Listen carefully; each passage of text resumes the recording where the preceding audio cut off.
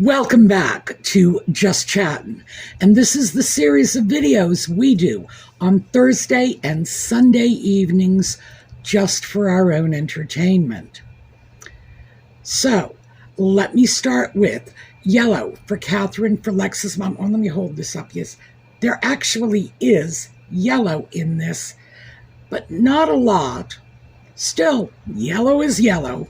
So, for Catherine for Lex's mom, for everybody doing battle with the great dragon cancer, and we are just sending all of our good wishes your way. And don't underestimate that. I, for one, believe that the more good vibes you throw out into the cosmos, the better the outcome. And let's face it, it can't hurt. All right, so best wishes to all of you. Audie the bad cat is asleep on a chair a few feet away from me. He's been sleeping in really strange places lately. On top of the washing machine, he started knocking things off the coffee table so he could sleep there. So I decided I would give him back his favorite chair. Silly me. So this is where he's sleeping now. And he may or may not join us. He has been making the occasional appearance, and you may actually hear his little bells if he gets up and wanders around. So, enough about all that. We are going to take a look at the intro. We will be back in 22 seconds and get right into it.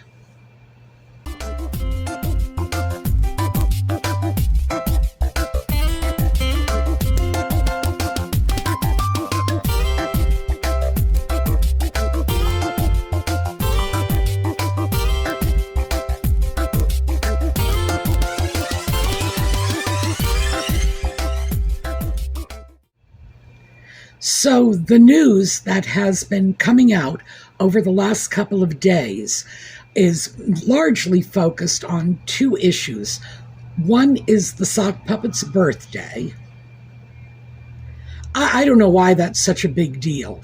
Other people's birthdays are not that big a deal, but for some reason, the sock puppet is turning 40. It's a big deal. And like I said, we'll get into that later.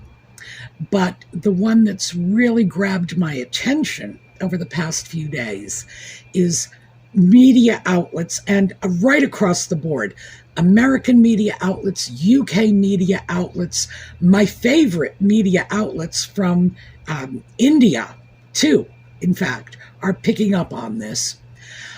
They are just all buzzing about a recent report that came out in the Hollywood Reporter, and all of the articles, including that one, are referenced in the video notes, that basically is stating what we've all known all along.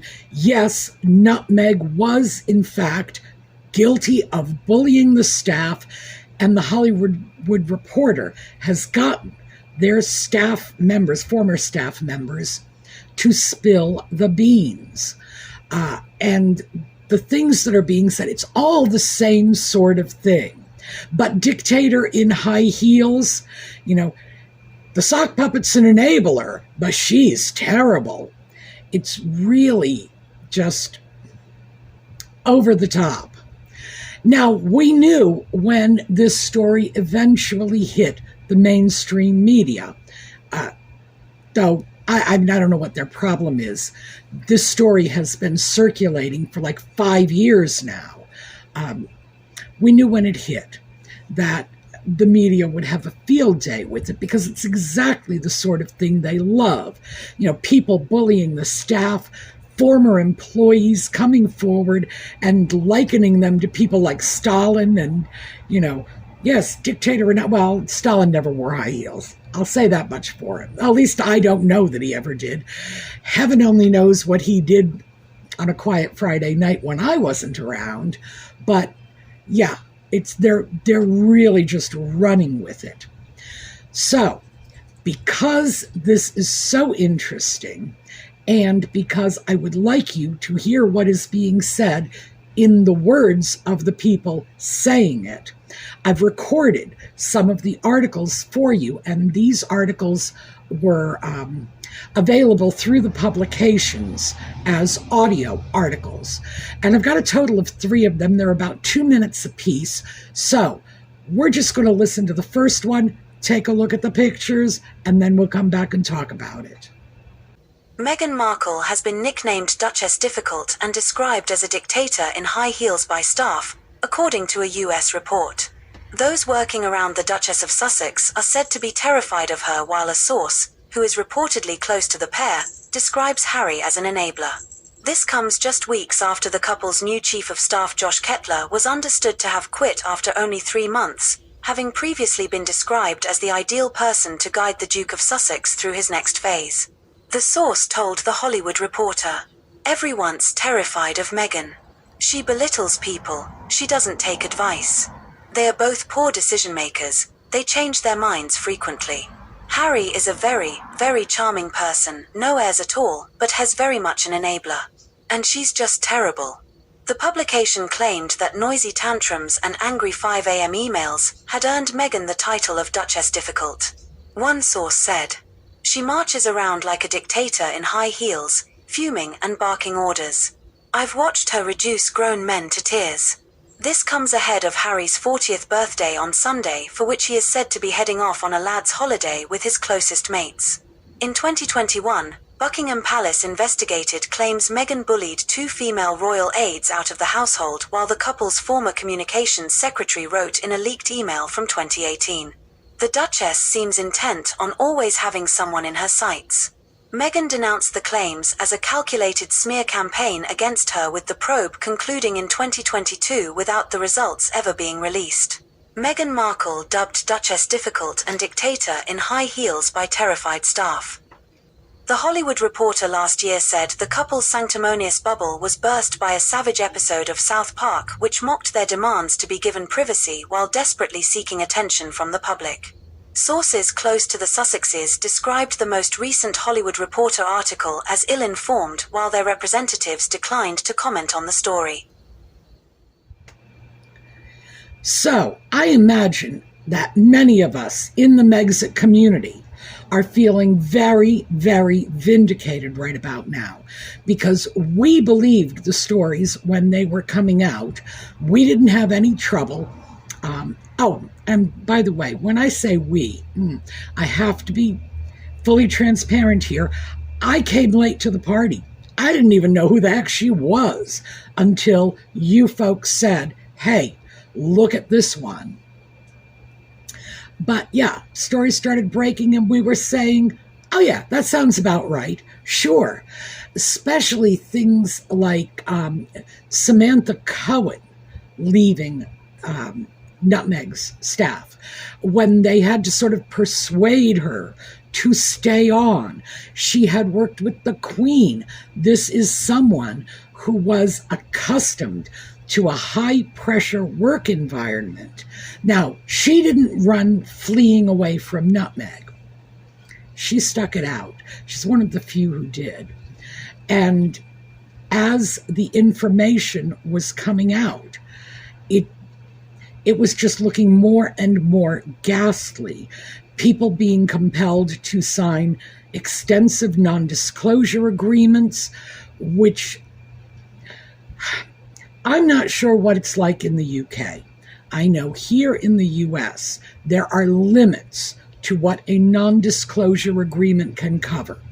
And it can't cover labor violations. It can't cover crime. So, let me just quickly say, I'm not a lawyer, this isn't legal advice, but that's just generally speaking. To have an enforceable agreement, the agreement has to be on the up and up. You cannot compel somebody to sign an agreement that has parts of it that are, well, inherently illegal. I think that's the simplest way to put it. So who knows what they've managed to convince people to do in terms of keeping their mouths shut, but it's not working anymore. And people are leaving. They're leaving in droves. 18 people over the course of what, 5 years? That's like an average of 3 people per year. And these are high-level employees, high-level positions, jobs that carry 6-figure salaries. People don't easily walk away from jobs like that. And when you walk away from a job after only 3 months, as Kettler just did, it doesn't look good on your resume. You have to have a pretty compelling reason. Okay, so there you go. Yes, all of the muck is oozing out of the cracks now. And I, for one, am enjoying watching it happen, mostly because the mainstream media has been sitting on this. They've had the same information that all the rest of us have had. And why is it that a bunch of YouTubers and TikTokers and Reddit posters and, frankly, just people on the street who don't even have social media platforms, if we were able to work it out with our limited resources, well, what's the excuse the New York Times is going to come up with? So I'm glad to see finally they're getting on board. And as I say, they have resources. Imagine what else they can come up with. So next up, we have the focus on one particular fleeing, and that is Joshua Kettler. So again, short article, like 2 minutes. Here you go. Prince Harry and Meghan's new chief of staff quits after only 3 months as the pair prepare for Colombia tour. Prince Harry and Meghan's new chief of staff is understood to have quit after only 3 months. Josh Kettler was appointed as Harry and Meghan's chief of staff earlier this year, with him said have been the ideal person to guide Harry through his next phase. Mr. Kettler joined the prince during his recent trip to London to celebrate the 10th anniversary of the Invictus Games. He was also a key figure on the Sussexes' 3-day visit to Nigeria. However, barely 3 months after taking the position, Mr. Kettler is understood to have quit. Josh Kettler is no longer working for them, a source told the Daily Mail. It comes just before Harry and Meghan are due to embark on their quasi-royal tour of Colombia.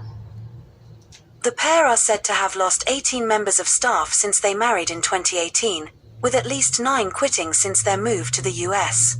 A former member of staff told the paper, "What may be most telling is that the entire time I worked there, I don't think I heard a single current or former employee on their staff say they would take the job again if given the chance.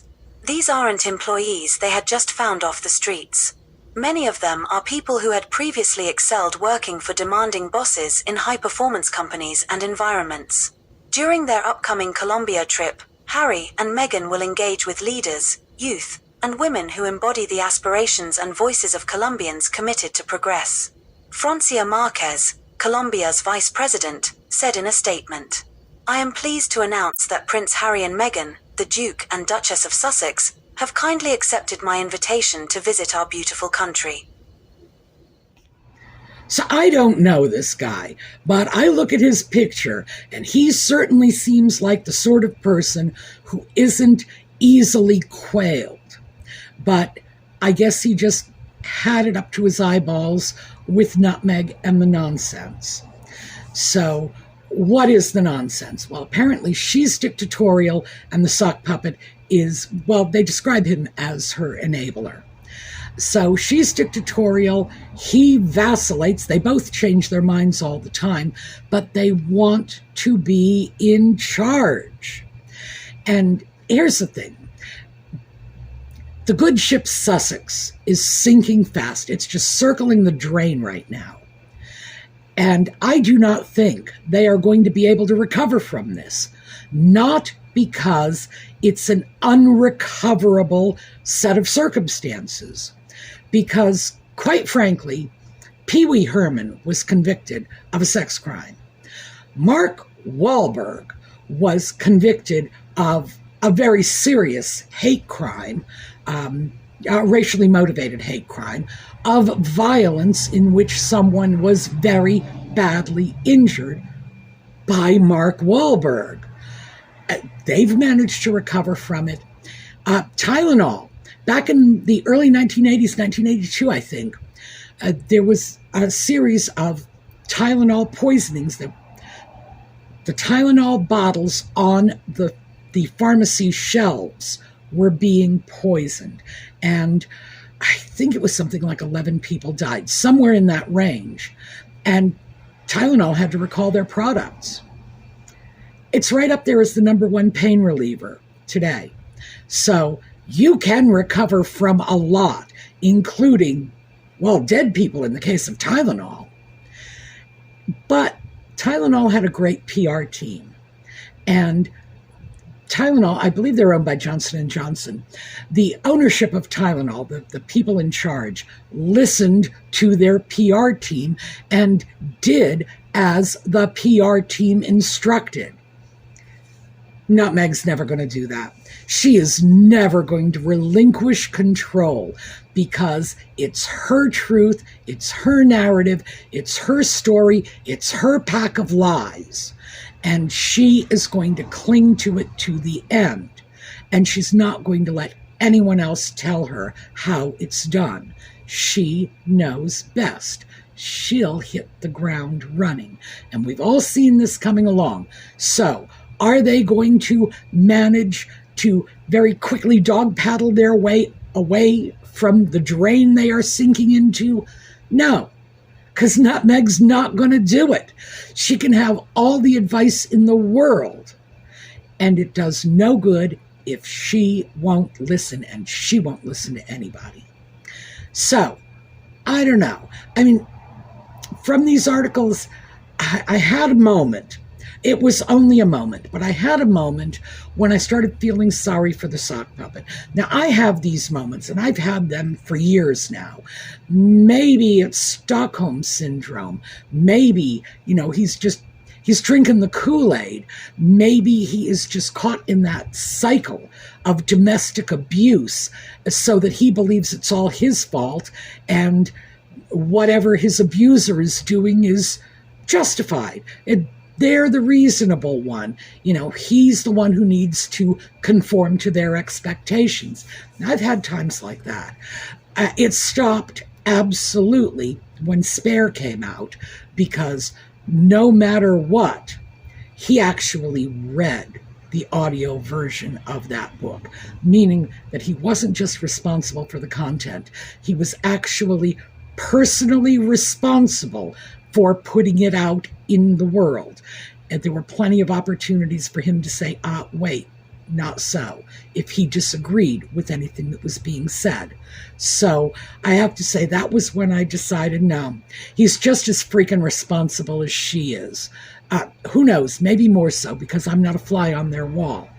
But I did have another of those moments of feeling sorry for him as I was reading through these articles with people saying, oh, he's just a nice, charming guy. He doesn't put on any airs, but he's an enabler.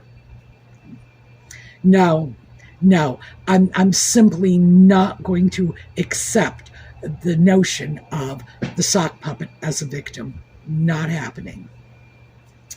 So we're going to move away from this because, the articles tell it all, and there's not a lot I can add to it. I'm just gilding the lily. Next up, we have the sock puppet's birthday, and he turns 40 today. Oh, wow. It's like, I don't even get it.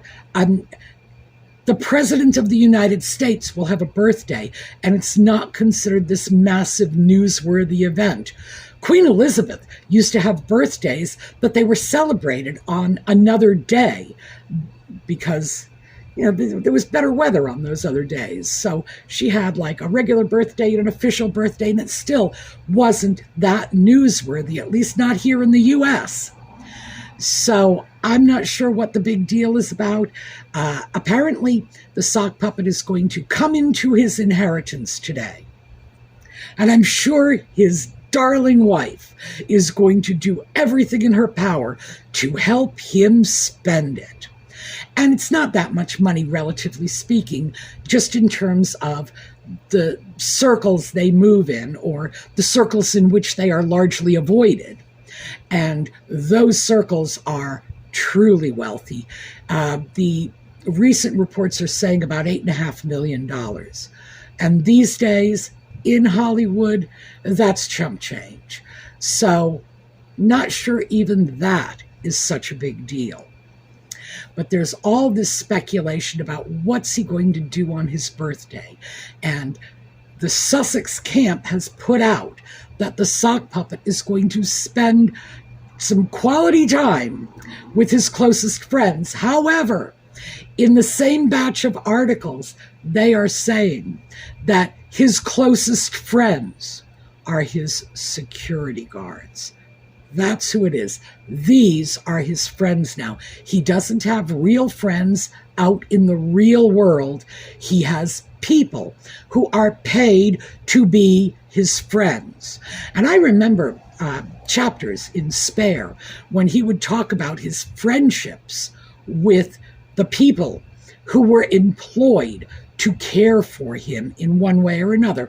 Mostly security people, but there were other people who were, charged with looking after his welfare. And I couldn't help but think, this idiot boy needs to read Harper Lee. And that's all I'm going to say on that, because the people who are paid to care for you are not your friends, not your family. They are your employees. They are paid to do this job.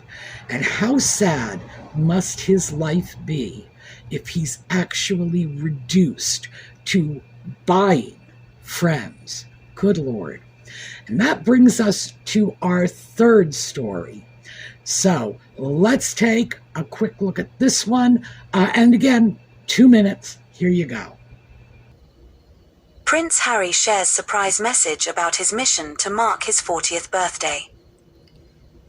Prince Harry has shared a surprise message about his mission to mark his 40th birthday. Harry said he was excited to turn 40 this weekend as he prepares to mark the occasion with friends and family. Reflecting on the past 10 years, he said his 2 children had given him a fresh perspective on life. He said they had inspired him to keep doing good in the world. In a statement to the BBC, Harry said, "I was anxious about 30, I'm excited about 40. Whatever the age, my mission is to continue showing up and doing good in the world." Speaking of the importance of his 2 children, Archie and Lilibet, he added, "Becoming a father of 2 incredibly kind and funny kids has given me a fresh perspective on life, as well as sharpening my focus in all my work. Being a dad is one of life's greatest joys and has only made me more driven and more committed to making this world a better place." Harry is expected to celebrate his birthday with Meghan and their children at their home in Montecito, California. He will then enjoy a weekend getaway with a few of his closest mates while Meghan stays with the children. No destination has been named for the trip. Comparisons have been made with Harry's holiday in Las Vegas in 2012, which caused embarrassment for the royal family after he was pictured playing naked billiards. Harry spent his 30th birthday with William and Kate, but the brothers have since fallen out and are thought not to be on speaking terms. So for those of you who might be curious, Buckingham Palace released a statement wishing the Duke of Sussex a happy birthday today. It was a very generic and, to my mind, rather cold statement. However, they did put an exclamation point at the end of it, and I'm surprised they didn't put a little emoji at the end of it too, just to kind of soften it. But it was rather cold and rather generic. And they have not been wishing Nutmeg and the sock puppet happy birthday lately. With Nutmeg, they did not do it for her last birthday, which was just last month. And I don't think they did it for either one of them in 2023. So who knows? Certainly people are looking at this. Well, the palace wished them happy birthday. This means that relations are thawing. No. Frankly, I think they issued warmer birthday messages to, random celebrities, people that that are not even known personally to the royal family. This was nothing more than an official statement of happy birthday, sock puppet. It's interesting that amid all this and all the talk about his birthday and he's going off with his friends, and again, I'm holding out the idea that going with his friends means his security contingent, but all this stuff, and still, despite the fact that he's quoted as saying that the thing that's giving meaning to his life is his children. Good heavens, the man really does everything in his power to get away from those kids every chance he gets. And so does Nutmeg, because they have gone away from their children. If you start to track it, and I might actually just sit down and do this sometime, they are gone from their children at least 25% of the time. It's like a week, a month, and doesn't seem to be bothering them in the least. And you can kind of understand that if children are teenagers or reborn dolls, but if they are actual physical little toddlers, being gone for a week gets pretty hard on parents. That's not something people do easily or casually, especially people who claim that their entire life is wrapped up in being a parent. Their whole identity, the sock puppet's identity is wrapped up in being a father. Nutmeg's identity is wrapped up in being a mom. Well, you know, it would be lovely if it were true, and if it were true, why aren't you staying home with your kids? Lord knows they have the money, well, as of today, to stay home with the children for at least a couple of months without taking a financial hit, but they're not doing it. But then again, I go away and leave my dolls all the time, and I do not have a moment's regret. So on that level, I can certainly understand it. And I got quite a kick out of the media not hesitating to bring up the sock puppet and his, Las Vegas vacation. Yeah, like seriously, Chevy Chase should have been in that hotel room with the sock puppet. It was that level of slapstick by the time it hit the press. They didn't hesitate to bring that up, which is just more evidence to show that good ship Sussex is sinking down the drain, and they're taking cheap shots if and when they can. So that was kind of, I don't know, I guess funny stuff. It's the only way I can put it. We're not talking serious news. We're not talking about anything important. Although I do have to say, because I'm going to have to backtrack on that, I do believe the experiences of their clearly miserably victimized staff is a serious matter. And certainly it's not comedy to them. So I don't want to make it seem like I am in any way diminishing the experiences that people had working for those two. On the other hand, I am going to say it was voluntary. And anybody who goes to work for these two, especially after the inquiry into how their staff were treated when they were back in the UK,